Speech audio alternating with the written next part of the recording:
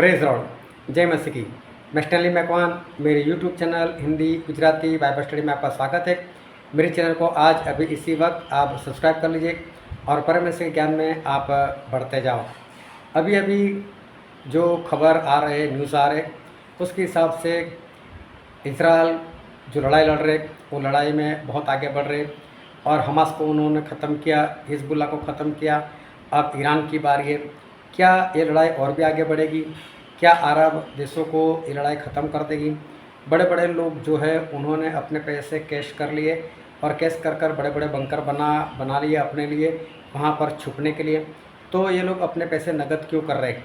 क्या आने वाले दिनों में बैंक बंद होने वाले, या हमारे पैसे उड़ जाने वाले हैं, कोई गायब करने वाला है कि बड़े बड़े लोग पैसे अपने पास रखने लगे बैंक से निकाल कर? तो इसके पीछे क्या राज है? लोग बंकर में क्यों जाने की सोच रहे हैं? क्या फिर से कोई बड़ी बीमारी आने वाली है, या तीसरा विश्व युद्ध होने वाला है कि जिसके कारण डर के मारे या तो पहले से जानकर लोग बंकर के अंदर घुस रहे, या तो फिर से कोई ऐसा वायरस आने वाला है जिसके कारण पूरी दुनिया उसमें फंस जाए और काफ़ी मौतें हो जाए? क्या उससे बचने के लिए लोग ये कर रहे हैं? क्या है इसके पीछे राज? क्यों ये सब कुछ दुनिया में हो रहा है? और ये बाइबल के हिसाब से हमें क्या सिखाने के लिए जा रहा है? अभी हमें किस तरह से जीवन जीना चाहिए, हमें क्या करना चाहिए, वो जानने के लिए मेरे साथ इस वीडियो में लगातार अंत तक बने रहो।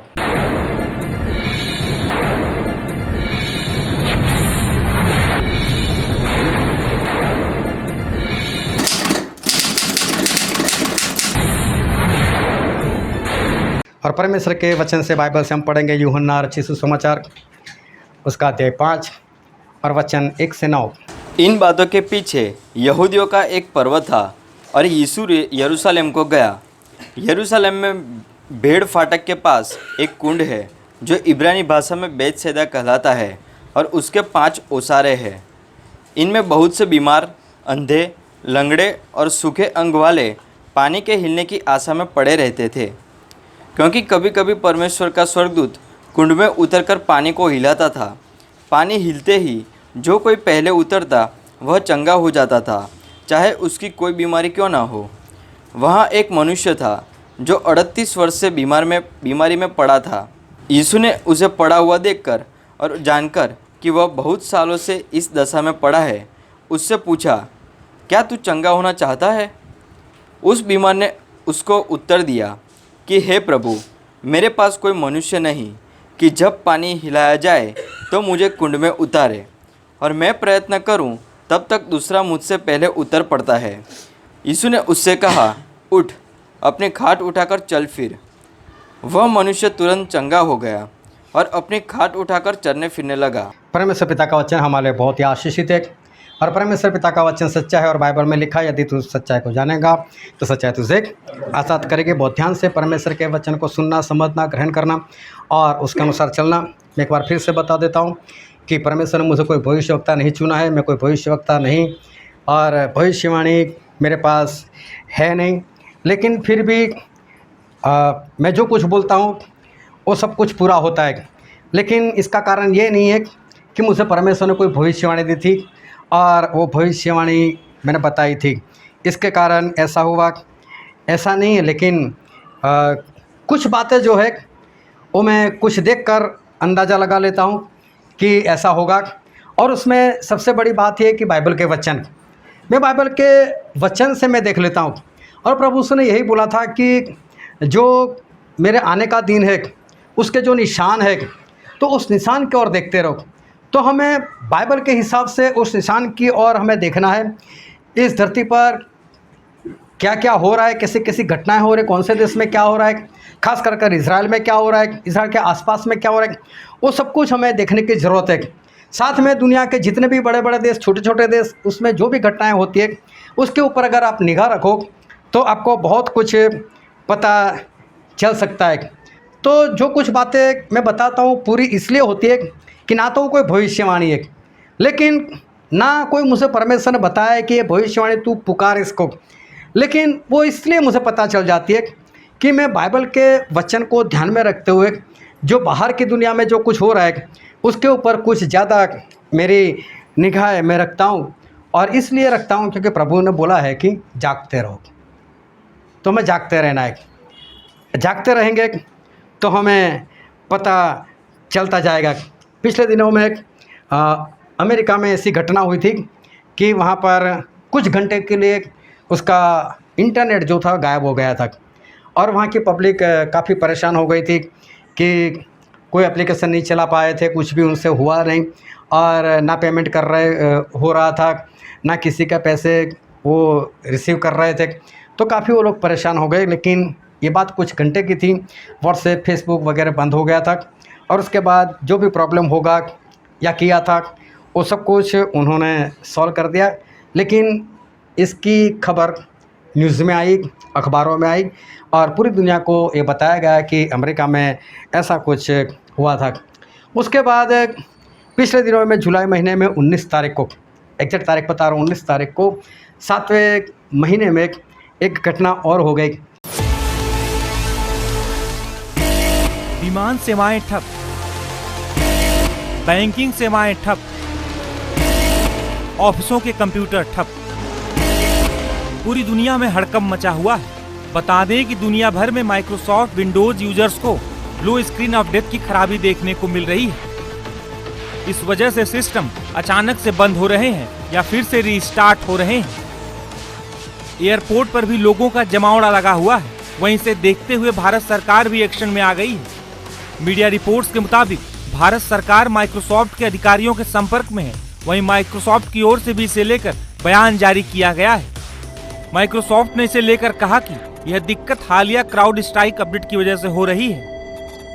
बता दें कि दुनिया भर में माइक्रोसॉफ्ट विंडोज यूजर्स के सिस्टम में blue screen of death error आ रहा है। यूजर्स को इस परेशानी का सामना क्राउड स्क्रीन अपडेट के बाद से ही करना पड़ रहा है। माइक्रोसॉफ्ट की क्लाउड सर्विस में दिक्कत आने की वजह से दुनिया भर के कई सेक्टर्स में परेशानी खड़ी हो गई है। इस वजह से बैंकों, एयरलाइंस, टेलीकॉम कंपनियों, टीवी और सुपरमार्केट को भारी समस्या का सामना करना पड़ रहा है। जानकारी के मुताबिक माइक्रोसॉफ्ट जिस फाल्कन सॉफ्टवेयर का इस्तेमाल करता है उसमें एक अपडेट आया था। अपडेट करते ही फाल्कन जहां जहां इस्तेमाल होता है वहां सभी जगह ये समस्या सामने आई है। पैसेंजर्स परेशान भी हुए, लास्ट मोमेंट तक पैसेंजर्स आते रहे, क्राउडेड हो गया था बहुत ज्यादा। At SHA security hold area बहुत क्राउडेड हो गया था। सारी flights at IndiGo also, IndiGo की कंटिन्यू फ्लाइट्स रहती है, उन लोगों का भी बहुत, मतलब सब कुछ बहुत क्राउडेड हो गया था। पैसेंजर्स बहुत परेशान हो गए थे। गेट नंबर हमें सबको मैनुअल लिखने पड़े। जिनके गेट नंबर चेंज हो गए थे उन लोगों को पता नहीं था कैसे कहाँ जाना है, क्या करना है। सो या it was a very difficult day for us, but yes we managed. मैंने जैसे ही वो मैनुअली हम लोगों ने बोर्डिंग पास पे लिखा उनका सीक्वेंस नंबर, PNR नंबर, उनका नेम और उनका गेट नंबर, सब कुछ हमको पैसेंजर को, पर हमने पैसेंजर को पूरा कन्वीनियंस के साथ हमने उनको लिख के दिया जो जो हमारे पास आए। हमारा तब तक हमने फ्लाइट रिलीज नहीं करी जब तक जो पैसेंजर है उसको हमने रिलीज नहीं करा, उसको हमने फ्लाइट पे बिठाया है पूरा। तो ऐसा कोई नहीं है कि पैसेंजर को लेट हुआ क्योंकि SHA में क्राउड था, पर पैसेंजर सारा बोर्ड हुआ है। हम किसी भी पैसेंजर को छोड़ के नहीं गए हैं, तो पैसेंजर को थोड़ा परेशानी हुई, पर उन लोगों को हम लोगों ने फ्लाइट कि जो माइक्रोसॉफ्ट है वो माइक्रोसॉफ्ट वो समझ लो कि जैसे ख़त्म हो गया, उसमें कोई बग, कोई एंटीवायरस कुछ आ गया, ऐसा उनका कहना था। और कंप्यूटर की जो स्क्रीन थी वो ब्लू हो गई। और जब कंप्यूटर के बारे में ऐसा बोलते हैं कि स्क्रीन ब्लू हो जाना, इसका मतलब ये है कि कंप्यूटर बंद हो जाना। और बहुत सारी फ़्लाइट जो थी उस वक्त कैंसिल करनी पड़ी। बहुत लोगों के ऑपरेशन थे जो डॉक्टर ने कैंसिल कर दिए। और बहुत सारी सी फ़्लाइट जो थी ऊपर से नीचे नहीं आ पा रही थी, क्योंकि ये सब कुछ इंटरनेट से चल रहा था और इसलिए ये सब कुछ हुआ। और मैंने उन्हीं दिनों में इसी तरह से प्रचार में मैंने बता दिया था कि देखो भाई साहब, बैंक में पैसे हो तो उठा लेना। और मैंने बोल दिया था कि अगर ऐसा कुछ आपके साथ हो गया और कहीं ऐसी घटना हो गई कि नेट चला गया और आप देख नहीं पा रहे कि आपके बैंक में, आपके अकाउंट में कितने पैसे, और अगर जब नेट वापस शुरू होता है तब आपको पता चले कि बैंक बैलेंस तो 0 दिखा रहा है, आप करोगे क्या? और इसलिए मैंने बताया कि पैसा जो है वो वापस उठा लो। मेरे कहने का कारण सिर्फ इतना था कि मैं इस सारी बातों को नज़रअंदाज नहीं करता। मुझे लगता है कि कुछ गेम चल रही है, कुछ प्लान चल रहा है, कुछ ये लोग कर रहे हैं हमारे विरोध में, इसलिए ये सब कुछ हो रहा है। और ऐसा ही इसलिए मेरे अंदर हुआ क्योंकि कई लोगों के बारे में मैंने जाना, जैसे मेटा मतलब फेसबुक, व्हाट्सएप वगैरह जो है, उसका जो CEO था मेरे ख्याल से मार्क जुकरबर्ग उसका नाम है, और उसने हवाई नाम के टापू के ऊपर 1500 एकड़ ज़मीन खरीद ली। आखिर मार्क जुकरबर्ग और उनके जैसे कई और बिलियनर्स अचानक अंडरग्राउंड बंकर्स क्यों बनवा रहे हैं? फेसबुक के CEO ने $260 मिलियन का लैंड हवाई में खरीदा है, मगर सबसे चौंकाने वाली चीज है कि इस कॉम्प्लेक्स में एक सीक्रेट अंडरग्राउंड बंकर भी बनाया जा रहा है। हालांकि ऐसे प्रोजेक्ट्स कभी सीक्रेट रह नहीं पाते। उन्हीं के जैसे और सुपर रिच जैसे शैक ओनील और टॉम क्रूज भी बंकर्स बनवा रहे हैं। क्या होने वाला है जो इन्हें पता है और हमें नहीं पता? देखो, कहीं पर दूर अपने घर से 1500 एकड़ ज़मीन खरीद ली और वहाँ पर उसने अपना घर बनाया। सिर्फ ऊपर नहीं, नीचे भी इतना बना दिया, मतलब बंकर बना दिया। और न्यूज़ ऐसे आए कि उससे सारे पैसे कैश कर लिए और नकद लेकर, और तकरीबन 3 साल के गेहूँ चावल वो इकट्ठा कर कर उसने वहाँ पर जमा कर दिया 3 साल के लिए। अभी आपको कभी ख्याल नहीं आया होगा कि मैं ऐसी कोई एप्लीकेशन बनाऊं और लोग उसमें एक दूसरे को फ़ोटो भेजे, एक दूसरे को वीडियो भेजे, कोई रील बना कर रखे, कोई स्टोरी बना कर रखे, और ऐसा कुछ होता रहे।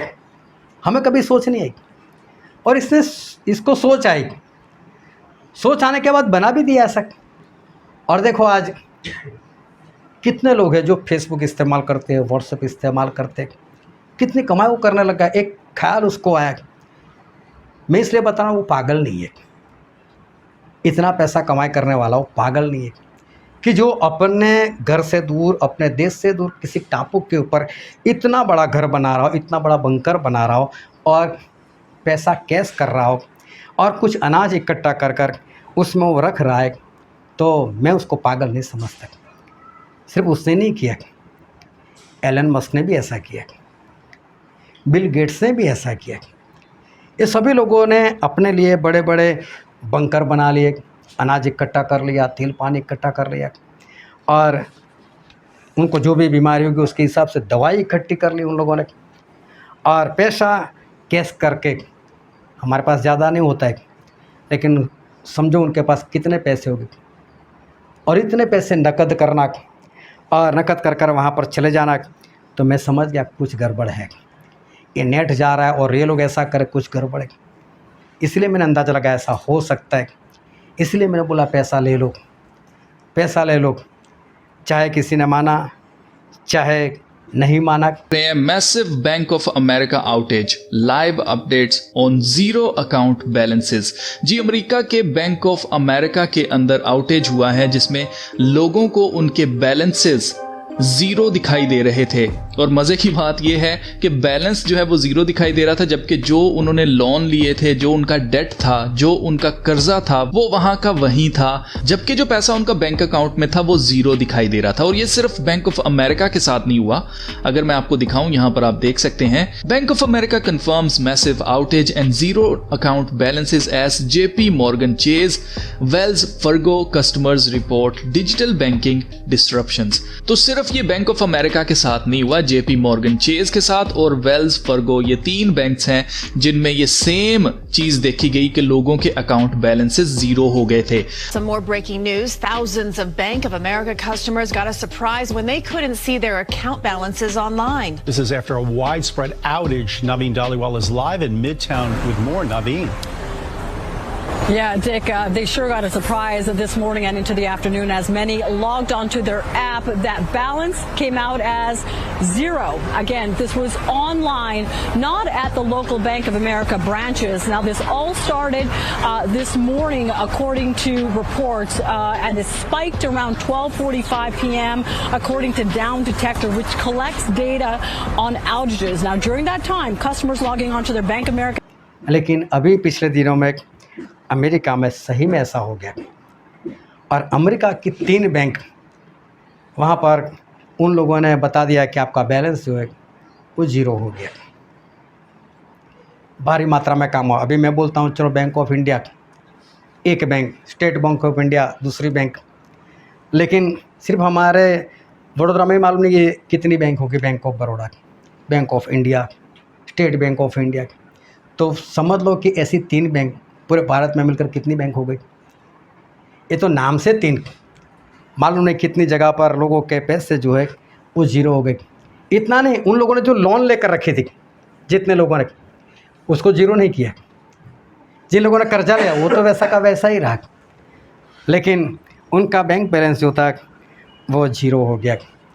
अभी ये बात सही में सच हो गई जो मैंने बताई थी, लेकिन कोई भविष्यवाणी नहीं थी, सिर्फ मैंने इधर उधर निगाहें लगाई थी और निगाहें लगाने के बाद ये सारी बातें मुझे पता चली क्यों आज डिजिटल कैश के ऊपर इतना जोर लगाया जाता है, क्यों बार बार बताया जाता है पहले तो एटीएम यूज़ करो, एटीएम यूज़ करो, एटीएम के बाद अभी डिजिटल कैश। बस ना जेब में कुछ रखना है, ना किसी को जेब से निकाल कर देना है, बस मोबाइल निकालो और गूगल पे निकालो, या तो व्हाट्सएप से पेमेंट करो, फेसबुक से, मालूम नहीं कौन कौन सी एप्लीकेशन काम करती है, और इधर का पैसा उधर, उधर का पैसा इधर, बस ना कुछ लेना देना, और 1 मिनट में पैसा ट्रांसफ़र, और बैंक वाला बोल देते हैं हाँ हमारे अकाउंट में इतने पैसे आ गए। लेकिन कर क्यों रहे, इतना जोर लगा क्यों रहे? इसका कारण यही है, कैश ख़त्म हो रही है। कैश ख़त्म इसलिए हो रही है कि अगर सरकार को कैश छापना है, सोना चाहिए। अबे हर बार कितना सोना लेकर आए? आज तक जितनी कैश बनाई थी बना ली, और मैंने बीच में समझाया भी था कि कैश जो है एक ही 10 रुपया, उसका मूल्य 10 रुपया नहीं होता है। आप 10 रुपये में आपने कुछ खरीद लिया, अभी उससे उसी 10 रुपये का इस्तेमाल करो, खरीद लिया तो 20 हो गए। तीसरे ने खरीद लिया कुछ तो 30 रुपये हो गए। मालूम नहीं एक 10 रुपये के नोट से मालूम नहीं लाखों तक चला जाता है। तो हमें ऐसा लगता है कि हमारे पास पैसा है, लेकिन सही में एक नोट बार बार इस्तेमाल होती है, बार बार इस्तेमाल होती है। और इसलिए जो नकद, अगर पूरी इंडिया वाले आज ऐसा बोले कि हमारा पैसा हमको दे दो, आधा भी नहीं है इनके पास। और इसलिए डिजिटल कैश के ऊपर ये लोग बता रहे कि बस डिजिटल कैश करो, डिजिटल कैश करो, बस ये पैसा रखना बंद करो। तो इसका कारण यही है कि उनको मालूम है कि आगे चलकर हमारे साथ कुछ हो सकता है, इससे पहले लोगों को पैसा ही भुला दो और डिजिटल कैश के अंदर सभी लोगों को लगा दो। अभी डिजिटल कैश के अंदर लग गए और कभी हमारा मोबाइल बिगड़ गया, कभी एप्लीकेशन में कहीं इधर कुछ हो गया, तो समझ लेना कि कुछ भी गड़बड़ी हमारे बैलेंस के साथ हो सकती है। कभी भी हमारा पैसा हमारे हाथ से जा सकता है, लेकिन ये बात जो थी वो आज सच हो गई।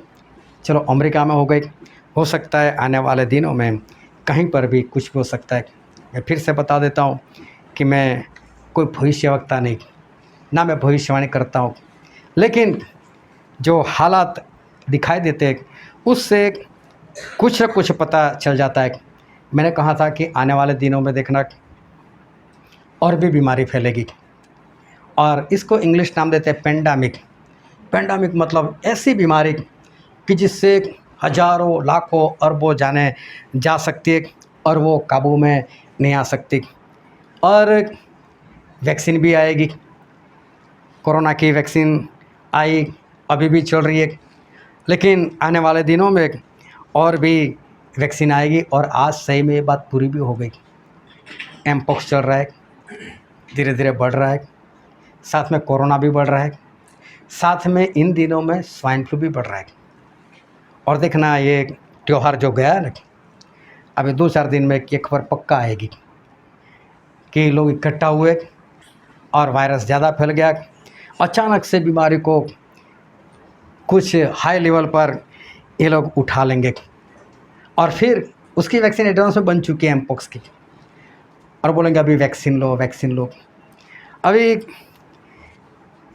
ये लोग जो पैसा कैश करके जब बंकर में घुस रहे, बंकर मतलब ज़मीन के अंदर घर, तो फिर जब मैं ये सब देखता हूँ तो मुझे सवाल होता है कि लोग नीचे क्यों चले जाते, इनको किस बात का डर है?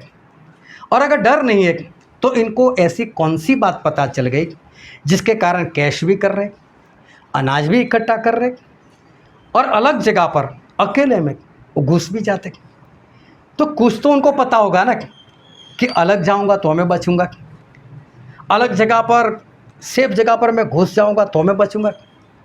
उस वक्त कैश डिजिटल नहीं होगा तो चलेगा, लेकिन कैश चाहिए मुझे। अगर इंटरनेट से कुछ इधर उधर हो गया तो लेकिन मेरे पास तो नकद रहेगा तो मैं कुछ खरीद सकता हूँ। ऐसा कुछ तो उनको पता होगा। कुछ तो उनको लगता होगा कि लड़ाई और फैलने वाली है, कहीं मेरे ऊपर मिसाइल आकर ना गिर जाए, इससे अच्छा बंकर बना लो। या तो कोई वायरस जिसके बारे में उनको एडवांस में मालूम है। मैं फिर से बोल रहा हूँ, ये लोग पैसे वाले, अरबोपति है, इनका दिमाग चलता है। हम जो सोच नहीं सकते ना वो लोग कर कर बताते, ऐसे ज्ञानी लोग हैं। और अगर ऐसा ये लोग करते हैं तो फिर मुझे तो सोच आती है कि इतने बड़े बड़े लोग ऐसा करते क्यों हैं। तो फिर मुझे डाउट होता है कि हाँ, बीमारी फैलने वाली होगी, युद्ध भी होने वाला होगा, क्योंकि बाइबल में भी प्रभु ने यही बताया था ना कि मरी फैलेगी, देश देश के बीच में, राज राज्य के बीच में लड़ाई हो। तो मैं बाइबल के वचन से देखता हूँ तो मुझे लगता है कि हाँ, प्लान है इन लोगों का, कुछ ना कुछ तो इन लोगों का प्लान है। और 3-3 साल 7-7 साल का अनाज इकट्ठा कर कर ये लोग अंदर घुस रहे। तो सवाल होना ही चाहिए हमको कि ऐसा ये लोग क्यों कर रहे। तो कुछ तो होने वाला है, कुछ तो इनका प्लान है। और कोरोना की याद आ जाती है कि कोरोना के वक्त कैसा हुआ था कि लॉकडाउन लग गया था, और जिनके पास पैसा था उन लोगों ने तो अच्छी अच्छी रेसिपी में बना बना कर अपने शरीर को मोटा कर लिया था। लेकिन जिनके पास नहीं था उनके हालात कैसे हुए थे, कैसे लोग रोड के ऊपर वडोदरा से, मुंबई से, बिहार तक लोग चलते गए थे, कैसे हालात थे उनके कि भूखा ही मरना था, चलो घर पर जाकर मरते, अपने बीवी बच्चों के साथ मरते, कैसे हालात थे। और अभी तो इन लोगों ने स्पष्ट मुंह पर बोल कर रखा है, किसी को वीडियो चाहे तो मुझे बताना, मैं बताऊंगा आपको। स्पष्ट बोला है कि अब की बार ये जो हालत बिगड़ेंगे और कोरोना के बाद जो हालात सही हो गए, ऐसी उम्मीद रखते हो तो मत रखना। अब हालात जब भी बिगड़ेंगे उसके बाद हालात सही नहीं होने वाले। तो ये कौन से भविष्यवक्ता है, ये कौन से परमेश्वर में जीते? तो इनको ये सारी बातें कैसे मालूम? इसका मतलब जो कुछ गेम हमारे साथ चल रही है उससे हमें कुछ सीखना है, हमें हमारा ध्यान उधर हमें लगाना है। अगर ये लोग ऐसा कुछ कर रहे, बंकर वगैरह कर रहे, तो चलो हमारे पास इतना पैसा नहीं, लेकिन हम कुछ तो कर सकते। अगर ये लोग ऐसा कुछ करते तो हमें तो कुछ करना चाहिए। तो मैं समझ गया कि आने वाले दिनों में बीमारियां आएगी। और देखो अभी केस बढ़ना इन लोगों ने शुरू कर दिया। फिर अगर लड़ाई की बात है तो बाइबल में लिखा ही है, क्यों बंकर में जा रहे? अगर लड़ाई के डर से या तो मिसाइल के डर से अगर वो लोग जा रहे तो बाइबल में तो लिखा है कि लड़ाइयाँ होगी, तो लड़ाई होने वाली। मैंने अभी नहीं, 10 महीने पहले, पिछले साल 2024 शुरू होने से पहले मैंने एक बात बताई थी। वर्ल्ड इकोनॉमिक का जो मैगज़ीन था उसके ऊपर जो फ़ोटो था, उस फ़ोटो को डिकोड कर कर उसमें बताया गया था कि आने वाले दिनों में जो हमास और इजराइल की लड़ाई चल रही है अभी, वो आगे चलकर ईरान तक जाएगी और अमेरिका भी उसमें बीच में आ जाएगा। और देखो पिछले दिनों में सब कुछ हमारे सामने हो गया, वो बात सच हो गई। तो मैं फिर से बोल रहा हूँ, ये कोई भविष्यवाणी नहीं थी। उन्होंने अपना प्लान बनाया था, डिकोड करवाया, कोड को तोड़ दिया, तो पता चल गया कि हाँ ऐसी ऐसी घटना ये लोग करने वाले। और वो सब कुछ आज दुनिया में हो भी रहा है। अमेरिका भी बीच में आ गया और ईरान भी बीच में आ गया, और पब्लिक जो है वो एक के बाद भारी मात्रा में मर रही। अभी देखो पिछले दिनों में जो हिजबुल्लाह के लोग थे उनके पेजर फट गए, सभी लोगों को डर लग गया। अब मैं बोलता हूँ आप और मैं कितने सेफ हैं? हम सभी के पास स्मार्ट मोबाइल है, उनके फोड़ सकते तो आपके भी फोड़ ही सकते, मेरा भी तो उड़ा ही सकते। अब इसका मतलब ये हुआ कि इनके पास ऐसी टेक्नोलॉजी है कि अपने घर में बैठकर स्टैनली में कौन कौन सा मोबाइल इस्तेमाल करता है, दबाओ बटन फट जाएगा वो। जब इनके पास है ही ऐसी फैसिलिटी, इनके पास है ही ऐसी टेक्नोलॉजी, तो मैं बोलता हूँ सेफ कहाँ पर है। और फिर भी देखना आप अपना मोबाइल छोड़ते नहीं हो, घर से निकलते हो कभी 2 किलोमीटर चला जाते हो, ये मोबाइल रहेगा, चलो वापस, बस चली जाए कोई बात नहीं, दूसरी बस पकड़ लेंगे, लेकिन एक बार तो चलो वापस। हम उसके बिना समझ लो हम दिव्यांग हो जाते, अपंग हो जाते, हम उसके बिना इंसान को चलता नहीं है।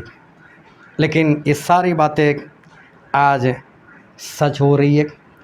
जो ये लोग कर रहे हैं उसके ऊपर सिर्फ निगाहें लगाओ तो पता चलता है। जब वैक्सीन नई नई निकली थी, मैंने मेरे वचन के अंदर बहुत बार उसका विरोध किया था। कई लोगों ने मेरा मजाक भी उड़ाया था, कई लोग मुझे बोलने भी लग गए थे कि क्या है 666 है। मैं बोला 666 तो नहीं, लेकिन उससे कम भी नहीं है। आपको याद है भारत में एक वैक्सीन लगी थी कोविशील्ड को ही बनाने वाली कंपनी ने पहली बार ये बात मानी है कि कोविशील्ड वैक्सीन लगाने के गंभीर साइड इफेक्ट हो सकते हैं। कितने लोगों को ये वैक्सीन लगी है। मैं आपको बता दूं कि सीरम इंस्टीट्यूट की मदद से भारत में ये वैक्सीन बनाई गई थी। एक्चुअली इसको जो डेवलप किया था ये ब्रिटिश फार्मा कंपनी एस्ट्राजेनेका ने ऑक्सफोर्ड यूनिवर्सिटी के साथ मिलकर तैयार किया था।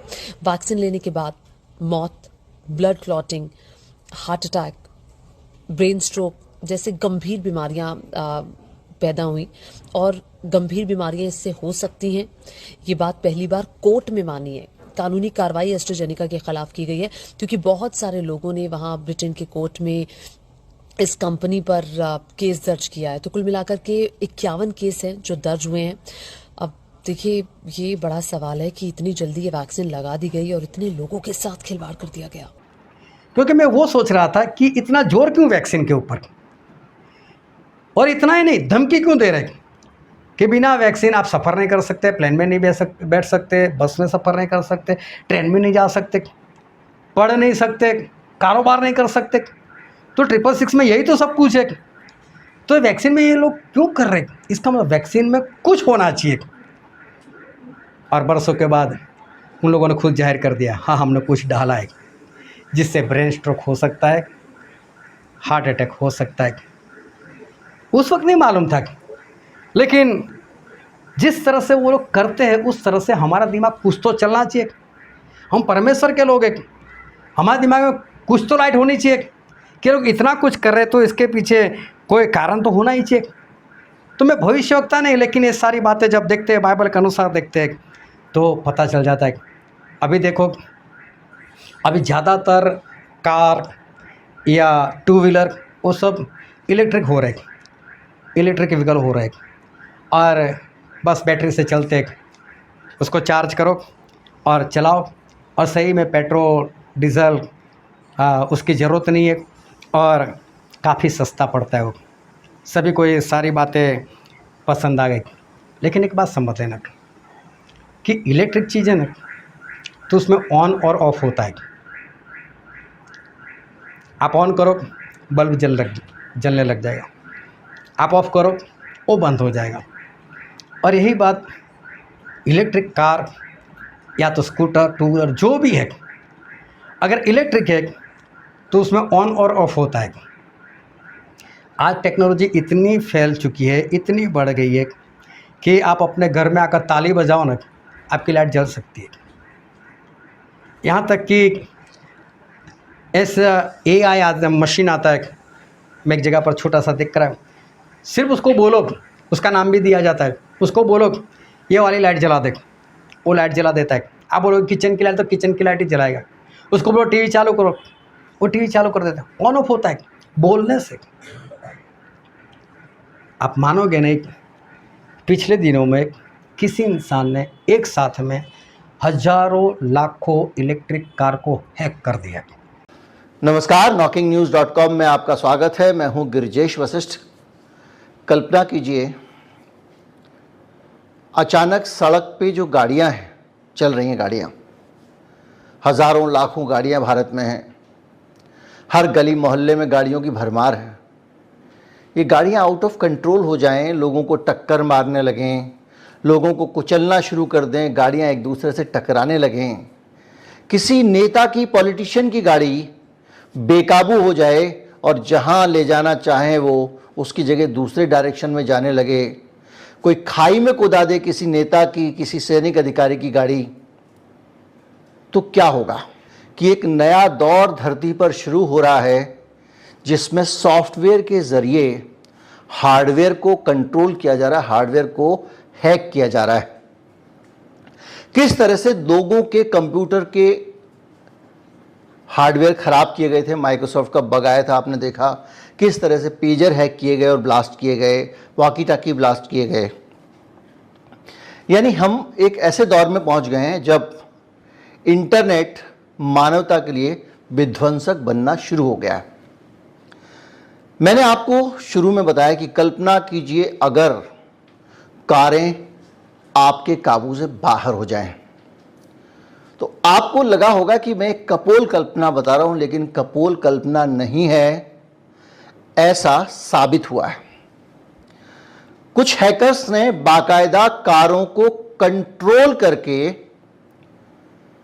ये साबित कर दिया है, ये ताज़ा खबर बता रहा हूं आपको, कि किस तरह से वो एक जगह से बैठकर एक एप्लीकेशन के ज़रिए कार को जो चाहे करवा सकते हैं। ये वीडियो आप देखिए, ये उन्हीं की तरफ से जारी किया गया है जो एथिकल हैकर हैं, और इसमें उनके पास में एक मोबाइल में एप्लीकेशन है जिसके ज़रिए वो एक अननोन गाड़ी को उसकी नंबर प्लेट के ज़रिए हैक करते हैं, नंबर प्लेट के ज़रिए, और उसका बटन दबाते हैं, उसका ताला खोल देते हैं, ताला बंद कर देते हैं, उसका ब्रेक लगा देते हैं, उसका ब्रेक हटा लेते हैं, उसके वाइपर अपने आप चलने लगते हैं और वो हॉर्न भी बजाने लगती है। ये इस वीडियो में ये जो आदमी है ये उस चीज़ को डिमॉन्स्ट्रेट कर रहा है, उसका प्रदर्शन कर रहा है और बता रहा है कि कितनी आसानी से हमने ये करके दिखा दिया। गाड़ी है किया कंपनी की, और किया कंपनी की एक नहीं, उन्होंने पूरी एक लिस्ट जारी की है जिसमें 10-12 गाड़ियाँ ऐसी हैं जिनको आसानी से हैक किया जा सकता है, और ये डेमो करने के लिए ज़रूर गाड़ी के सामने खड़ा हुआ है। ये आदमी दूर किसी देश में बैठकर भी किसी कार को इसी तरह से एक्सेस कर सकता है, हैक कर सकता है। जो लोग चला रहे थे वो हॉर्न नहीं बजा रहे, फिर भी हॉर्न बज रहा था, ब्रेक नहीं लगा रहा था, फिर भी ब्रेक लग रही थी। कुछ पल के लिए उसने ऐसा किया, फिर बता दिया ये सब मैंने किया। इसका मतलब ये है कि इलेक्ट्रिक चीज़ें जो है वो हैक हो सकती है। अगर आप इलेक्ट्रिक पर जाते हो, उसको खरीदते हो, और साथ साथ में आप सरकार को अधीन नहीं होते, अगर आने वाले दिनों में एक वैक्सीन और आ जाती है, आप बोलते हो मुझे नहीं चाहिए, और सरकार को मालूम इसके पास इलेक्ट्रिक कार है, ठोक दो बोले तो ठोक देगा, अचानक से टर्न ले लेंगे, कुछ भी कर सकते हैं। ये ऐसे ही सब कुछ नहीं हो रहा है। ये एलन मस्क ने जो चिप निकाली दिमाग में डालने के लिए, ऐसे ही नहीं डाली। हम चलते फिरते रोबोट बनने वाले, जो लेगा वो सारे लोग, और उसको ऑन करोगे तो उठकर काम करेगा, ऑफ कर दोगे तो आप सो जाओगे। मैं स्पष्ट बोलता हूँ, आज तक जितना हुआ है, जो मैं बोला हूँ हुआ है, और आज भी जितना बोल रहा हूँ वो आने वाले दिनों में 100% होगा। भविष्यवाणी नहीं है, लेकिन ये सारा प्लान है और ये सब कुछ हमें दिखाई देता है। और मुंबई में एक सेवा शुरू हुई है। Hello guys, my name is Abhishek. आज मैं जा रहा हूँ रेंट पे बाइक लेने। तो मैं जा रहा हूँ वोगो बाइक बुक करने, क्योंकि ना तो वो लोकल का कोई एड्रेस मांगता है और ना ही कोई ओरिजिनल डॉक्यूमेंट सबमिट करता है। कैसे आप बुक कर सकते हैं पूरी जानकारी इस वीडियो में बताऊंगा, तो पूरा वीडियो देखिएगा। तो सबसे पहले तो आपको वोगो का ऐप डाउनलोड करना है। वोगो का ऐप डाउनलोड करने के बाद अपने मोबाइल नंबर से लॉगिन करेंगे। तो लॉगिन करने के बाद कुछ ऐसा पेज ओपन होकर आएगा, जिसमें से आपको ऊपर जाना है और यहाँ पे सेलेक्ट करना है कि आपको कितने टाइम के लिए या कितने घंटों के लिए बाइक चाहिए। तो जैसे आप सेलेक्ट कर लेते हैं, उसके बाद आपको प्राइस होगा, प्राइस जो भी आपका आएगा यहाँ पे दिख जाएगा। इसके बाद आपको पिकअप टाइम सेलेक्ट करना है कि किस दिन कितनी तारीख को आपको पिकअप करने जाना है। इसके बाद आपको नियरेस्ट जो भी पार्किंग होगी वोगो की वो आपके ऐप में दिख जाएगा, जो भी मैप में दिख जाएगा वो सेलेक्ट कर लीजिएगा। उसके बाद आपको यहाँ पे डीएल अपलोड करने के लिए ऑप्शन आएगा, तो आपको डीएल और सेल्फी, अगर डीएल ओरिजिनल नहीं भी है तो आप डिजी लॉकर वाला भी आप इसमें अपलोड कर दीजिएगा तो हो जाएगा। आपका सेल्फी अपलोड करने के लिए मांगेगा, अपनी सेल्फी अपलोड कर दीजिएगा। उसके बाद आपको प्राइस जो देखेंगे उसमें कुछ सिक्योरिटी मनी ऐड होगा जो कि रिफंडेबल होता है। जब आप राइड एंड करते हैं तो आपका वो रिफ़ंड हो जाता है। तो इसके बाद आप जब बुक कर लेते हैं, पेमेंट कर देते हैं, तो आपके पास गाड़ी का नंबर आ जाता है और QR स्कैन करने के लिए आ जाता है। उसके बाद आप नियरेस्ट जो भी वोगो का पार्किंग है वहाँ पर जाइएगा। अभी जैसा कि मैं वोगो की पार्किंग आ गया हूँ, तो अपनी गाड़ी का नंबर आप देखिएगा। उसके बाद उसके ऊपर एक बारकोड लगा होगा, उसे अपने ऐप से स्कैन करना है। तो QR स्कैन करने के बाद गाड़ी आपकी फ़ोन से ही ऑपरेट होगी, फ़ोन से ही स्टार्ट होगी, फ़ोन से ही बंद होगी। और जब आपको राइड एंड करनी हो तो ऐप से ही राइड को एंड भी कर सकते हैं। जहाँ भी गाड़ी होगी वो वाली उठा के ले जाए। तो गाइस, आपको वीडियो कैसा लगा कमेंट करके ज़रूर बताइए। वीडियो पसंद है तो लाइक कीजिए और चैनल को सब्सक्राइब कीजिए। Thank you so much. और वहाँ पर अगर आपके पास बाइक नहीं है कोई बात नहीं, उनके स्टेशन बना कर रखे, जिस तरह बस स्टैंड होते हैं, रेलवे स्टेशन होते हैं, वैसे वहाँ पर सारी बाइक पड़ी होती। बस वहाँ पर जाओ और कुछ एप्लीकेशन होते हो, एप्लीकेशन को डाउनलोड करो। वहाँ पर जाकर जो आपको बाइक पसंद आए बस उस बाइक का नंबर डालो और आपको कितने टाइम के लिए चाहिए और कितना किलोमीटर घूमना जो भी बता दो उनको, उसके हिसाब से आपको किराया बोल देंगे। आप ओके करोगे तो वहाँ पर ब्लूटूथ से उसका लॉक खुल जाएगा और बाइक लेकर चले जाओ। फिर जहाँ पर आपको जाना है, समोदा फतेहगंज से निकले, निज़ामपुरा से निकले, यहाँ पर आना चाहते हो मीटिंग में, यहाँ पर स्टेशन है छानी में, रख दो। ना आपको पंचर की कोई आवश्यकता है, ना पेट्रोल डीजल की कुछ आवश्यकता है, ये सब कुछ करने की ज़रूरत नहीं। और आपके पास बाइक नहीं, कोई बात नहीं है तो टेंशन है, सर्विस करानी पड़ेगी, ऑयल बदलवाना पड़ेगा, लाइनर डालना पड़ेगा। नहीं है तो कोई बात नहीं, बस ऐसा करो। आज मुंबई में शुरू हो, कल हमारे वहाँ भी शुरू होगा। तो इसका मतलब देखो, एक एप्लीकेशन से एक बाइक खुल सकती है, चल सकती है, दौड़ सकती है। क्यों? Electric vehicle. और हमको भी इलेक्ट्रिक बनाना चाहते लोग। मालूम आने वाले दिनों में बताया गया है कि मोबाइल चला जाएगा, आपके हाथ में कैसी डिवाइस रख देंगे उससे मोबाइल चलने वाला है। चार्ज करने की ज़रूरत नहीं, अंदर ही। अभी वो तो अंदर, उसको फोड़ने में कितना टाइम लगेगा, अभी अंदर वो फोड़ देंगे। तो ये सब कुछ हमारे सामने है और आज ये सब कुछ हो रहा है। ये सब कुछ हमें कंट्रोल में लेने के लिए, हमें कंट्रोल करने के लिए। जब जब कुछ होता है तब सरकार के विरोध में इंसान लोग आंदोलन करते। पिछले दिनों में किसान लोगों के विरोध में कुछ 3 कानून निकले, किसान लोग रोड पर आ गए और आखिर में 3 कानून क्या करना पड़ा, पीछे खींचना पड़ा। लेकिन समझ लो सब कुछ इलेक्ट्रिक हो जाएगा। अगर सभी लोगों ने चिप ले रखी होगी तो अगर विरोध करने जाएंगे तो क्या करेंगे, बदल देंगे। सही है, कानून सही है, नरेंद्र मोदी सही है, सब लोग ऐसा बोलने लग जाएंगे, कुछ भी हो जाएगा। उनका बैंक अकाउंट ही बंद कर देंगे क्योंकि डिजिटल है। तो लोग पैसा ही नहीं निकाल पाएंगे तो फिर आंदोलन कौन सा करेंगे। तो समझ लो कि जो न्यू वर्ल्ड ऑर्डर या तो जो एंटी क्राइस्ट का राज लाना चाहते हैं और एंटी क्राइस्ट सबको कंट्रोल करना चाहता है, ये सारी तैयारी तो उसकी हो रही है। हालेलुया। ये सारी तैयारियां इसकी हो रही है और मसीह के लोग अभी भी बिंदास से बैठे, अभी भी शांति से बैठे हुए। अगर आने वाले दिनों में अगर आप लोगों ने सरकार का साथ नहीं दिया, कोई ऐसी बात है जो परमेश्वर के वचन के विरोध किए और आप लोगों ने नहीं मानी, तो हो सकता है कि आपकी कार बंद हो जाए, आपका बैंक का अकाउंट बंद हो जाए, या तो किसी ने चिप लेकर रखी है तो उसका दिमाग ही बंद कर दे, कुछ भी हो सकता है। या तो मोबाइल की बैटरी फट सकती है, या तो घर का AC या टीवी फूट सकता है। सब कुछ ना कुछ तो होगा। एक दिन ऐसा आएगा कि सभी लोग सोचेंगे कि पुराना अच्छा था, बैलगाड़ी के ऊपर बैठकर जाते थे, कोई फूटने की कोई भी डर नहीं रहता, ना टीवी था ना AC था। और ऐसे दिन लोग एक बार फिर सोचेंगे कि अगर ऐसे दिन हो जाए तो अच्छा है।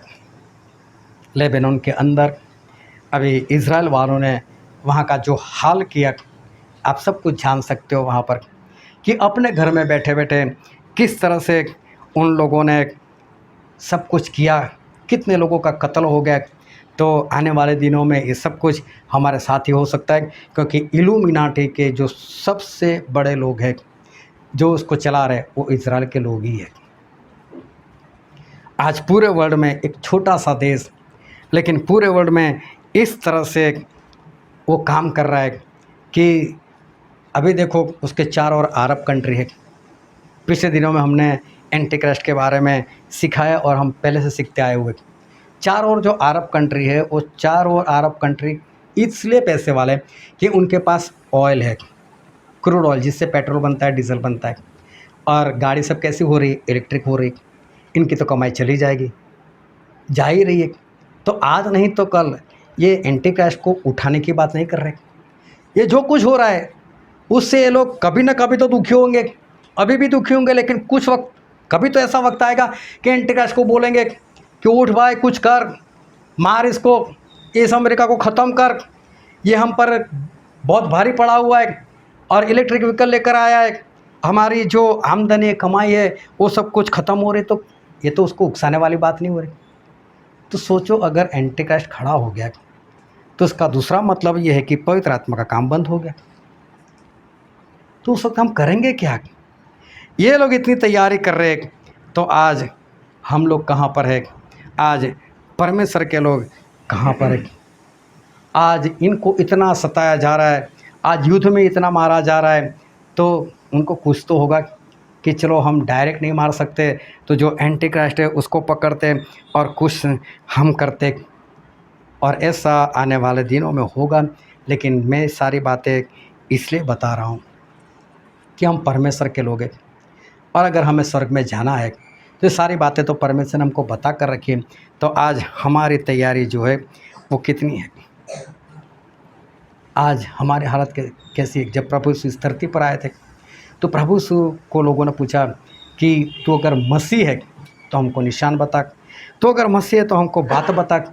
अतः प्रभु यीशु ने एक बात बताई थी, एक वचन हम पढ़ते हैं मत्ती रचित सुसमाचार उसका अध्याय 16 1 2 3। और फरीसियों और सदूकियों ने पास आकर उसे परखने के लिए उससे कहा कि हमें आकाश से कोई चिन्ह दिखा। उसने उनको उत्तर दिया कि सांझ को तुम कहते हो कि खुला रहेगा क्योंकि आकाश लाल है, और भोर को कहते हो कि आज आंधी आएगी क्योंकि आकाश लाल और धुंधला है।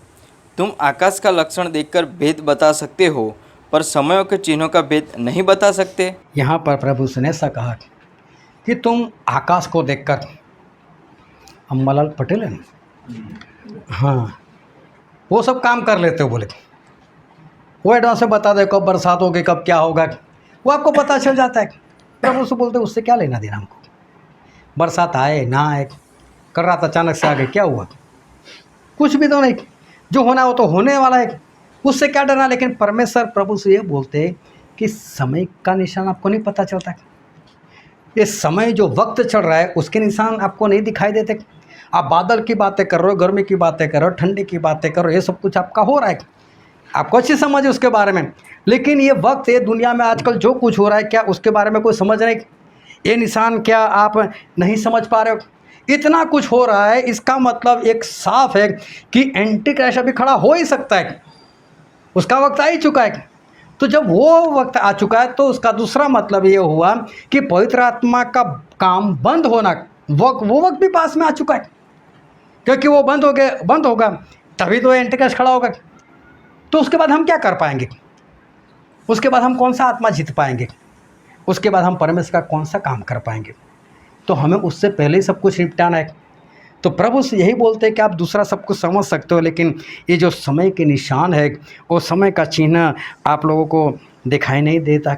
और दुनिया में इतना सब कुछ हो रहा है, और मालूम है इतना सब कुछ होने के बाद भी और हो रहा है तभी भी कई पास्टर लोग, कई सेवक लोगों को जब मैं देखता हूँ, जब वो लोग प्रचार करते हैं और मैं वो प्रचार को सुनता हूँ, तब ऐसा लगता है ये लोग आज भी क्या कर रहे, आज भी चंगाई की बात कर रहे, आज भी छुटकारे की बात कर रहे, आज भी आशीष की बात कर रहे, आज भी सलामती की बात कर रहे, आज भी लोग शांति की बात कर रहे। बस शांति है, सलामती है, परमेश्वर आशीष देते, चंगाई देते, सुधर जाओ नहीं तो मोर्गे कोई नहीं बोलता। डर लगता है बोलने में, पवित्र आत्मा पालो वरना नरक जाओगे, बोल नहीं रहे। अभी भी इतना वक्त जाने के बाद जो लोग काम कर रहे, जो लोग प्रचार कर रहे, मालूम नहीं कैसा कैसा प्रचार कर रहे। मालूम है, अभी एक पास्टर के बारे में मैंने सुना। अब आप स्वर्ग में भी अपना प्लॉट खरीद सकते हैं, वो भी ज्यादा नहीं, $100 पर स्क्वायर मीटर में। और ये प्लॉट मेक्सिको का एक पास्टर बेच रहा है। पास्टर का कहना है कि 2017 में उसकी मुलाकात गॉड से हुई थी और गॉड ने उन्हें हेवन में प्लॉट बेचने के लिए कहा है। इस प्लॉट को कोई भी खरीद सकता है। प्लॉट खरीदने के लिए ओनर को वीजा, मास्टर कार्ड, गूगल पे या एप्पल पे से पेमेंट करना होगा। आपको लग रहा होगा कि मैं मजाक कर रही हूँ, लेकिन ये मजाक नहीं है, ऐसा सच में हो रहा है और अब तक मिलियंस ऑफ डॉलर के प्लॉट खरीदे जा चुके हैं। और उसका जो चर्च, उसकी जो कलीसिया है, उसका नाम है church of the end of times. और मेक्सिको नाम का जो देश है, वहाँ की ये मंडली है। और उसका जो पास्टर है, उसने ऐसा बोला कि 2017 में मेरी मुलाकात प्रभु से हुई और प्रभु से ने ऐसा बोला, जिसको स्वर्ग में आना है ना, उसके पास पैसा ले ले, स्वर्ग में प्लॉट बेच बोले। उसने स्वर्ग में प्लॉट बेचना शुरू कर दिया। स्वर्ग में प्लॉट चाहिए सस्ता, 1 स्क्वायर मीटर उसका रेट है $100। गूगल पे कर सकते हो। फिर मालूम वो एप्लीकेशन का नाम दिया हुआ उसने, वीडियो है बाकायदा। और मालूम है, लाखों रुपया देकर लोगों ने स्वर्ग में प्लॉट बुक करा दिए। बोलो, दुनिया में ये सब कुछ हो रहा है और आज पास्टर ऐसा कर रहा है, बेच रहा है और लोग खरीद भी रहे। खरीद क्यों रहे? जाना है स्वर्ग में, इसका मतलब नरक में तो जाना नहीं चाहते। लेकिन क्या कहीं भी परमेश्वर ने ऐसी बात बताई? स्वर्ग में तो मुफ्त है, बस हमारा चाल चलन जो है वो सही होना चाहिए। लेकिन उसको छोड़कर इसने प्लॉट बेचना शुरू कर दिया और लाखों डॉलर लगाकर लोगों ने वो प्लॉट खरीद भी लिया। उनको ऐसा कि हम मरने के बाद अब हम वहीं पर जाएंगे। ऐसी ऐसी बातें लोग आसानी से मान लेते, ऐसा प्रचार लोग आसानी से मान लेते। परमेश्वर आशीष देते हैं, बहुत आसानी से मान लेते हैं। परमेश्वर चंगाई देते, बहुत आसानी से मान लेते। सभी लोगों को अच्छा लगता है, पसंद आता है। लेकिन अगर मैं बोलूँ कि बाइबल में ऐसा लिखा है कि एक सिक्के वाला जो था वो आत्मा नहीं जीता, नहीं जा पाए। होता होगा सर, एक आत्मा नहीं जीतेंगे तो हमको नरक में डाल देंगे। परमेश्वर ऐसे है? तो मेरे पास आकर मुझे तो बताओ भाई साहब, मैं भी भागना बंद कर दूँ? मुझे तो बाइबल से एक वचन बता दो कि आत्मा नहीं जीतोगे चले जाओगे स्वर्ग में, तो मैं भी तो भागना दौड़ना बंद कर दूँ। क्यों भागो रोज़ उठकर? मैं भी घर में सो ना जाऊँ। लेकिन जो बाइबल से दिखाकर बातें करते, लेकिन इंसान बाहर जाकर कुछ और बातें करता है। दुख होता है तब कि बाइबल में लिखा हो उसको आप लोग झूठ मान लेते। और ऐसे पास्टर जो बोलते थे कि स्वर्ग में प्लॉट मिलते हैं तो आसानी से लोग मान लेते और लोग खरीद देते। लोग आशीष की, चंगाई की बात करते, शांति की बात करते, सलामती की बात करते तो लोग मान लेते। प्रभु यीशु ने कभी भी बाइबल के अंदर शांति की बात नहीं की, कभी भी प्रभु यीशु ने जीवन की बात नहीं की। जीवन देने वाले वही है, शांति देने वाले वही है। फिर भी उन्होंने बोला मैं शांति करवाने के लिए नहीं आया, मैं तलवार चलाने के लिए आया। मेरे वचन के अनुसार चलो, सीधा बोला उन्होंने। बोला आपके घर में लड़ाई झगड़े होंगे, ऐसा बोला, क्योंकि मेरे वचन के अनुसार चलोगे, जो दूसरा नहीं चलता होगा तुम्हारा विरोध करेगा, घर में ही लड़ाई होने वाली।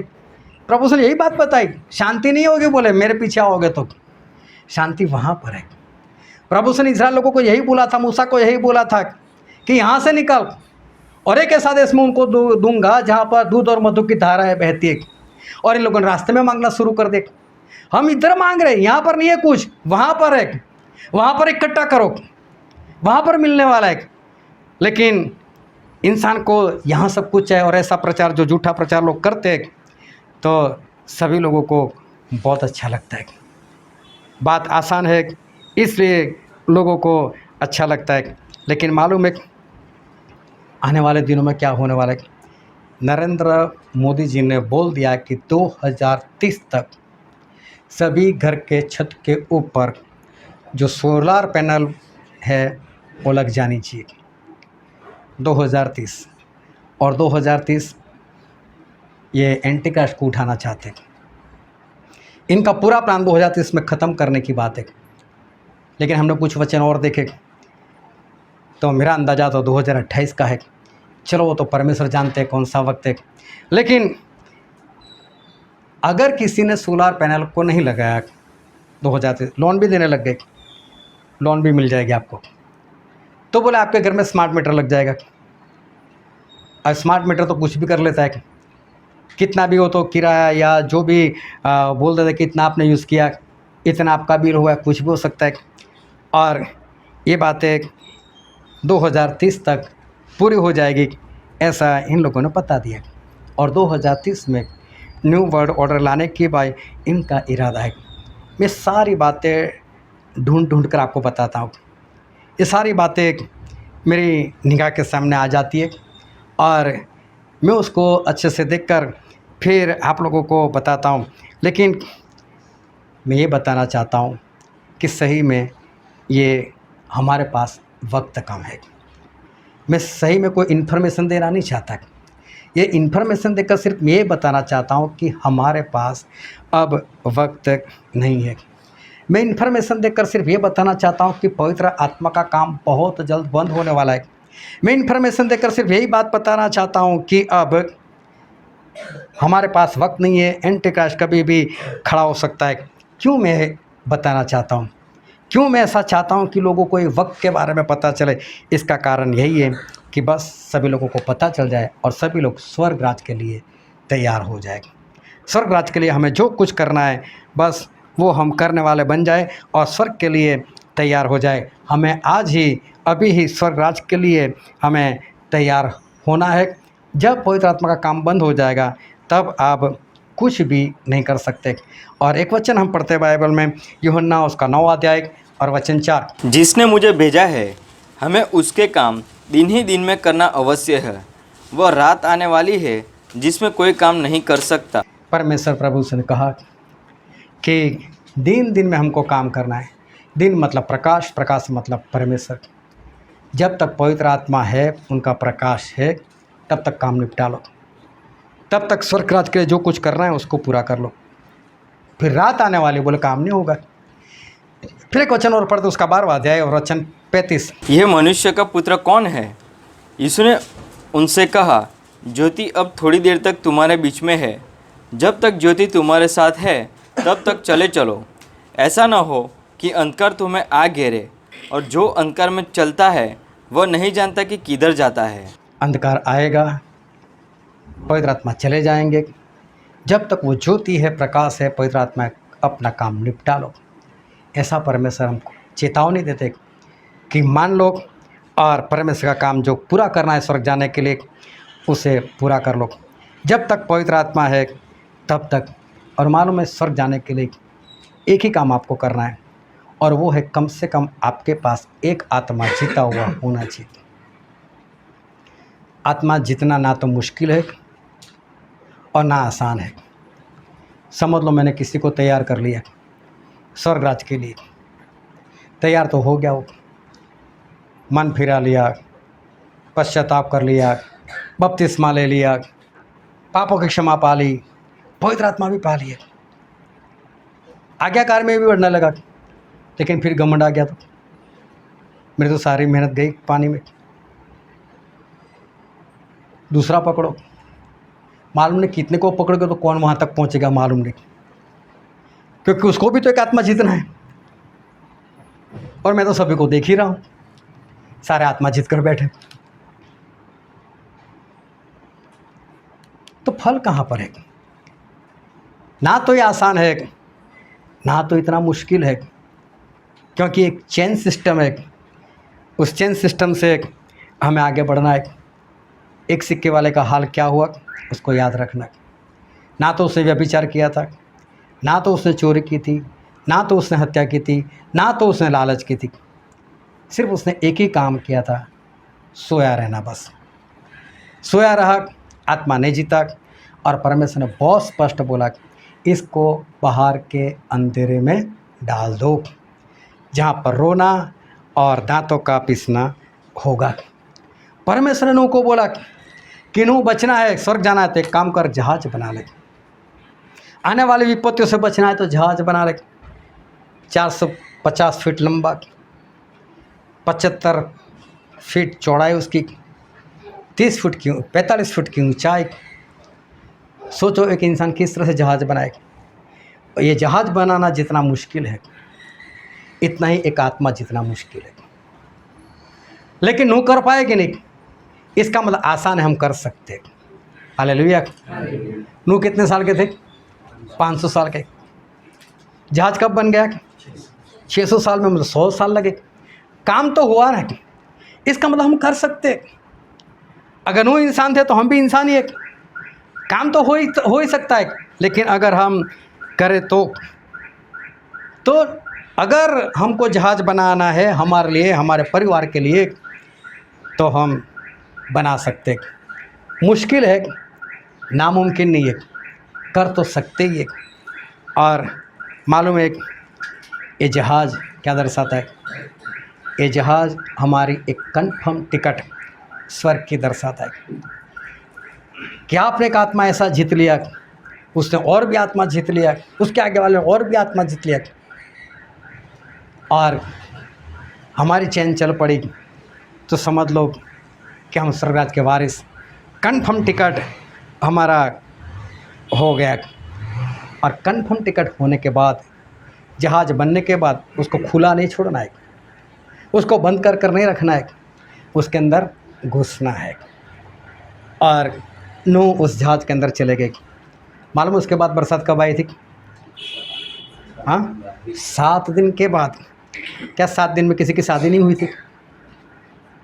क्या 7 दिन में किसी की मैरिज एनिवर्सरी नहीं आई होगी? क्या 7 दिन में किसी की बर्थडे पार्टी नहीं आई होगी? बहुत कुछ हुआ होगा ना।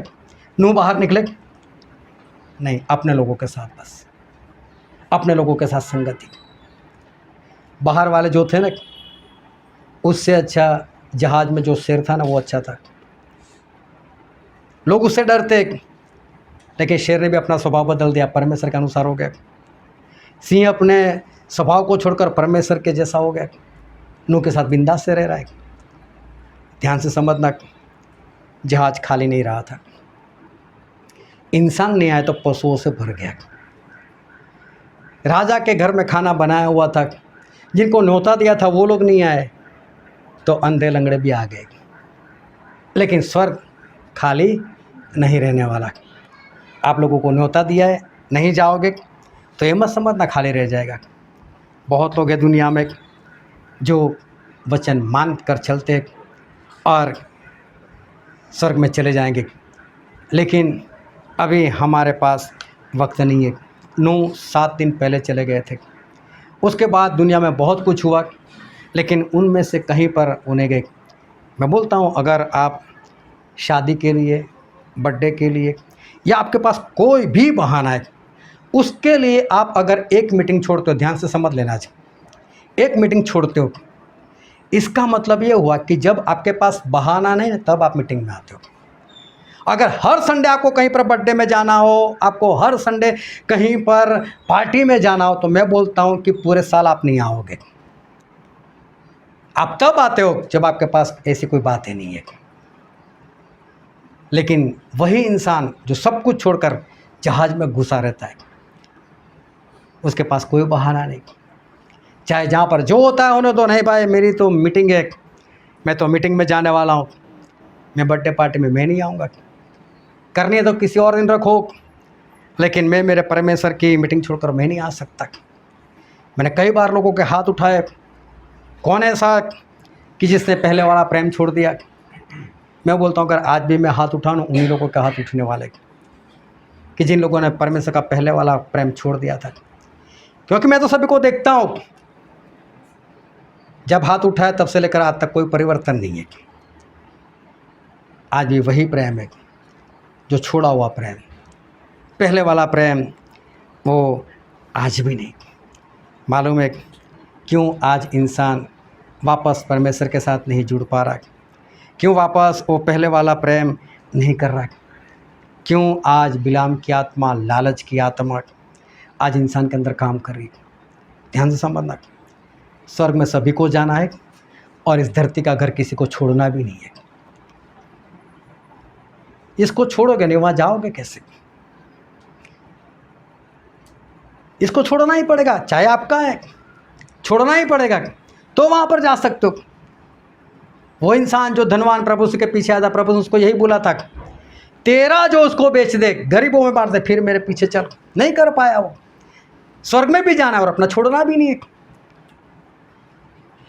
कैसे जाओगे स्वर्ग में? अपना छोड़ोगे नहीं तो स्वर्ग में जाओगे कैसे? किसी जगह पर इकट्ठा होना है लेकिन अपना छोड़ना भी नहीं चाहते, उसको बेचना भी नहीं चाहते, कुछ नहीं होने वाला। ऐसे कुछ नहीं हो सकता। इस बिलाम की आत्मा को, लालच की आत्मा को ख़त्म करना पड़ेगा। पहले वाला प्रेम वो करना ही पड़ेगा। मालूम है लोग क्यों नहीं कर पा रहे?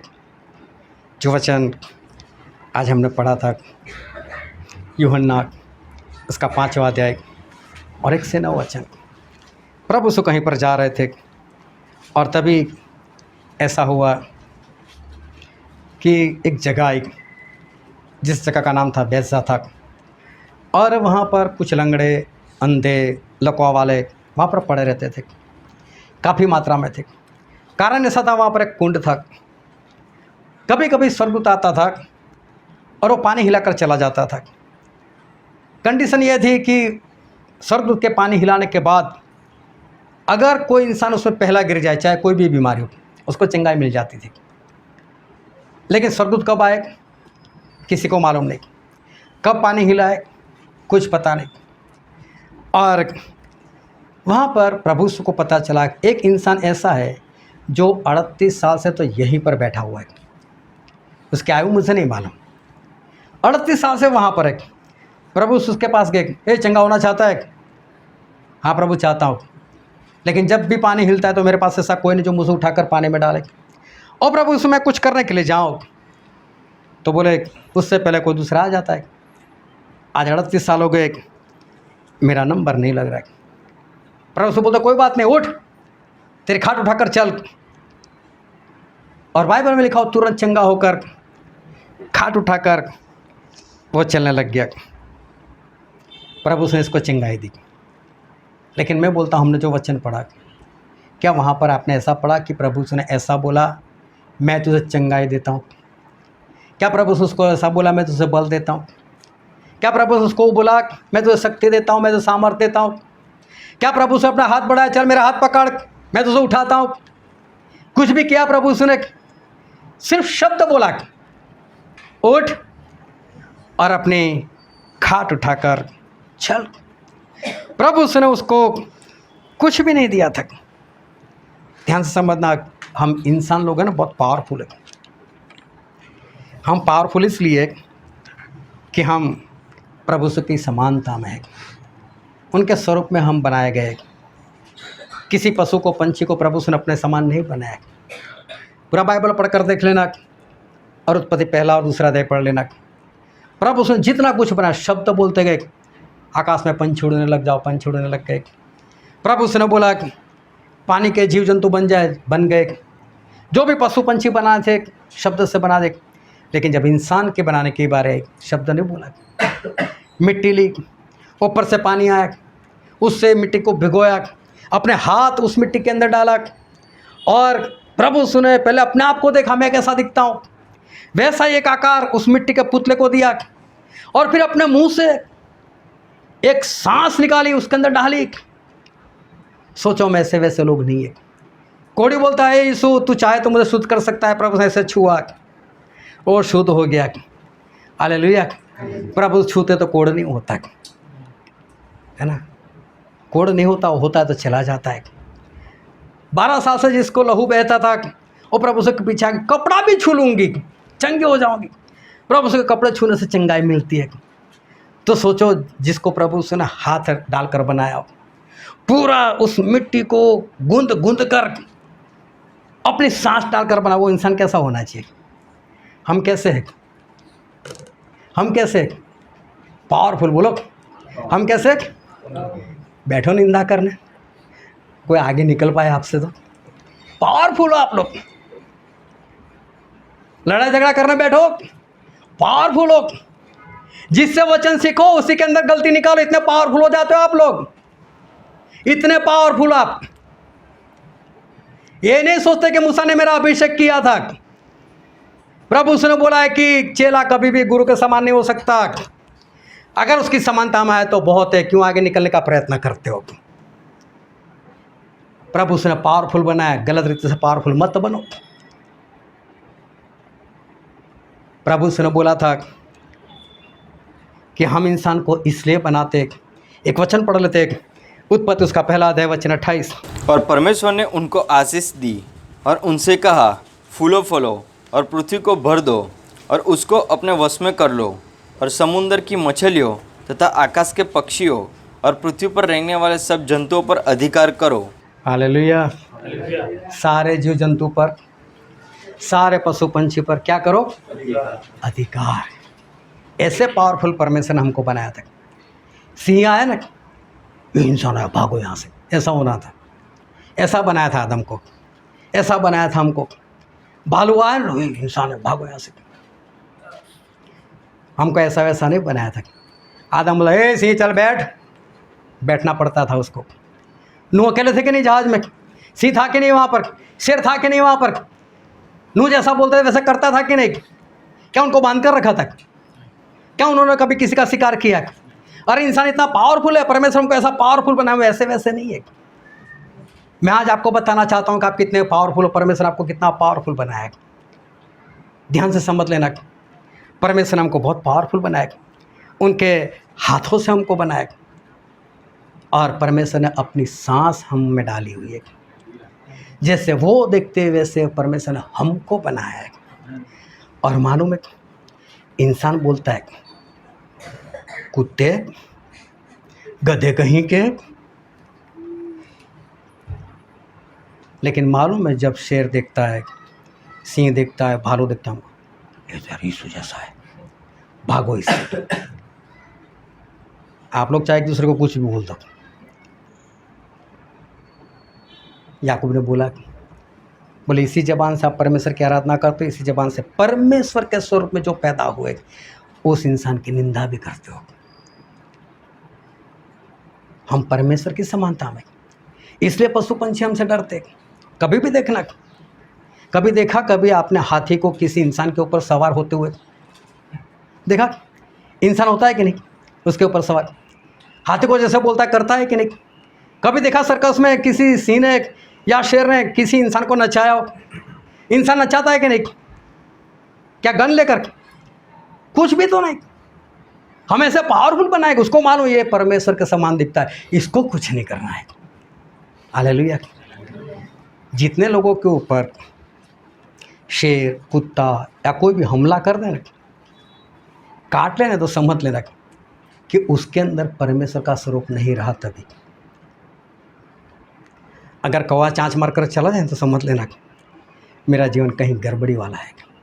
कुत्ता काट लेना तो समझ लेना कुछ गड़बड़ी है जीवन में। यीशु मसीह दिखाई नहीं देते, तभी वो कुत्ते ने काटने की हिम्मत की। लेकिन जब प्रभु साहब के अंदर दिखते हो गए ना, बैठ जाएगा वो। हम ऐसे पावरफुल है। परमेश्वर ने हमको इतना पावरफुल बनाया। आदम शब्द बोलते थे और सभी लोग सुनते थे। आदम शब्द बोलता था ज़मीन को, ए ज़मीन बीज लगाने हैं। और जैसे ज़मीन को उसके ऊपर जैसे हल चलता है ना, ज़मीन खुद ब खुद ऐसा करती थी। बाइबल पढ़ना तो पता चलेगा। और बीज लेकर ऐसे खड़े रहते होंगे आदम, ए बीज चलो अपनी अपनी जगह पर लग जाओ। और बीज भागते होंगे, अपनी अपनी जगह पर लग जाते होंगे। आदम को जब आम खाने का मन करता होता और आम के पेड़ को देखता होता, ए कच्ची वाली तू आजा आजा। डड़ाम से गिरती नहीं थी, आदम के हाथ में आती थी, ले भाई खा। कभी आदम को ऐसा हुआ, चलो खट्टा बहुत खा लिया, पक्की खा लो। शब्द से काम होता था। ऐसा परमेश्वर ने हम लोगों को बनाया था। हम लोग ऐसे वैसे नहीं, परमेश्वर अपने हाथों से हमको बनाए। लेकिन मालूम है, शैतान अंदर आ गया। एक पाप के कारण शैतान अंदर आ गया और उसने सभी को बिगाड़ कर रख दिया और सभी लोग बिगड़ गए। आज शैतान लोगों को बोलता है तू नहीं कर सकता। आज शैतान आप लोगों को आज से नहीं, वर्षों से बोल रहा है तू कुछ नहीं कर सकता, तू कुछ नहीं कर सकता और आप कुछ कर भी नहीं रहे। वो बोलता है तू आत्मा नहीं जीत सकता, आप आत्मा नहीं जीत सकते। वो बोलता है तुझे वचन याद नहीं रहने वाले, आपको वचन याद नहीं रहते। वो बोलता है तू आज मीटिंग में नहीं जा सकता, आप नहीं आते हो। आज शैतान ने आपको ऐसा निकम्मा कर दिया कि जो पावरफुल हम लोग थे वो सारी शक्ति वो चली गई। मालूम वो इंसान कब से बीमार था, कितने सालों से? 38 सालों से। मैं बोलता हूँ 38 साल से जो बीमार था कितना कमज़ोर हो गया होगा, समझ में आता है कि नहीं? उसकी पसली दिखती होगी कि नहीं? उसको देखकर ऐसा लगता होगा कि हड्डी के ऊपर सिर्फ चमड़ी है। क्या प्रभु उसने बोला मैं तो चंगा देता हूँ? क्या प्रभु उसने उसको बोला मैं तो बल देता हूँ? क्या प्रभु उसने उसको बोला मैं तो शक्ति सामर्थ्य देता हूँ? क्या प्रभु उसने बोला हाथ बढ़ा मैं हाथ पकड़कर तुझे उठाता हूँ? क्या बोला उसको? उठ और खाट उठाकर चल। इतना कमज़ोर इंसान खाट उठा पाया या नहीं? चला कि नहीं? क्या उसके अंदर खुराक आ गया था? नहीं। इतना कमज़ोर इंसान भी ध्यान से समझना चाहिए कि हड्डी के ऊपर से चमड़ी भी रही हो तो भी उसके अंदर इतनी ताकत होती है, खाट उठाकर चल सकता है। हम ऐसे वैसे नहीं है। मानो तेजो में तो किस किस को उठा ले। देखो एक कमज़ोर इंसान इतना उठा सकता है जिसने 38 साल से खाया पिया नहीं। तो सोचो आप लोग जो बीमार नहीं उससे ज़्यादा उठा सकते हो कि नहीं? हालेलुया। परमेश्वर हमको ऐसा वैसा नहीं बनाया, लेकिन शैतान आपको बोल रहा है बार बार तू आत्मा नहीं जीत सकता और आप बैठे रहोगे। आप शैतान की सुन रहे हो, जबकि परमेश्वर बोलते उठ और चल। प्रभु हर बार बोलते उठ और चल, और शैतान हर बार आपको बोलता है तू कमज़ोर है, तू कुछ नहीं कर सकता, तो आगे नहीं बढ़ सकता। 38 साल से शैतान इसको बहकाए हुए रखा था और इसको कोई भी काम नहीं करने देता था। लेकिन प्रभु यीशु आए और प्रभु यीशु ने बोला उठ। शैतान बोलता है जर्दा नहीं छोड़ सकता तो, लेकिन आज प्रभु आपको बोल रहे बेटे मैंने तुझे मेरे हाथों से बनाया, नहीं क्यों छोड़ सकता? शैतान बोलता है आपको आप निंदा नहीं कर, आप निंदा से नहीं आज़ाद हो सकते, लेकिन मेरे प्रभु आज आपको बोल रहे कि निंदा से आप आज़ाद हो सकते हो। शैतान आपको बोल रहा है कि आप हृदय को शुद्ध नहीं कर सकते, लेकिन मैं बोलता हूँ प्रभु आज कहते हैं कि तू तेरा हृदय शुद्ध कर सकता है, मैंने तुझे मेरे हाथों से बनाया। शैतान बोलता है तेरी निगाह ठीक नहीं हो सकती, तू सभी पे गलत निगाह डालता है, लेकिन प्रभु से बोलते हैं मैंने तेरी आंखें बनाई, तेरी आंखें शुद्ध हो सकती है। शैतान की मत सुनो, आज वक्त नहीं है हमारे पास। बाहर बहुत कुछ हो गया, शैतान ने बहुत सारे प्लान बना दिए, अब हमारे पास वक्त नहीं, कभी भी कुछ भी हो सकता है। आज हमने बहुत सारे वचन देखे जिससे हमको पता चलता है हमारे पास वक्त नहीं। आज प्रभु से बोलते उठ और चल, उठ और चल।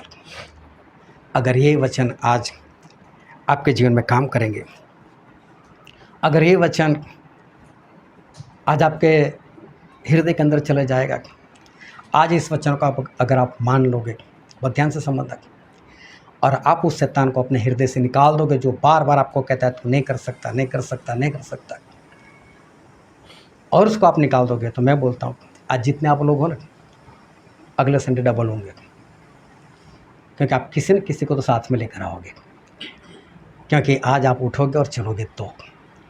हालेलुया।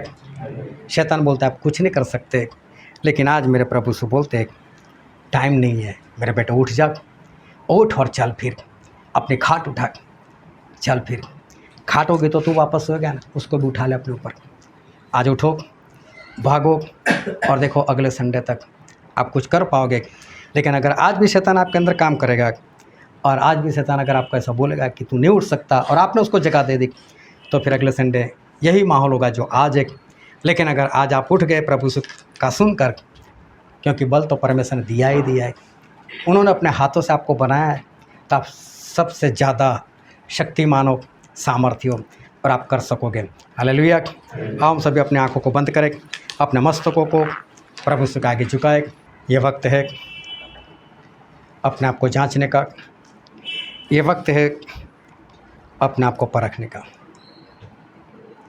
आज जिस वचन से परमेश्वर ने आपके साथ बातचीत की है, परमेश्वर बता रहे कि अभी हमारे पास वक्त नहीं है, आज परमेश्वर हमको बता रहे हैं कि बहुत जल्द मसीह का विरोध उठने वाला है। आज प्रभु यीशु बता रहे हैं कि बहुत जल्द पवित्र आत्मा का काम बंद होने वाला है, और उससे पहले कि जब रात आ जाए हमें स्वर्ग के लिए तैयार होना है। हमें कम से कम एक आत्मा जीत कर प्रभु यीशु को बताना है। और प्रभु यीशु देख रहे हैं कि ये बरसों से सो रहा है। शैतान ने इसको अपने हृदय में ऐसा डाल कर बिठाया है कि तू कुछ नहीं कर सकता, तू कुछ नहीं कर सकता। लेकिन आज प्रभु यीशु कह रहे हैं तू उठ और चल। ये वक्त है कि हम अपने आप को जांचें, अपने आप को परखें।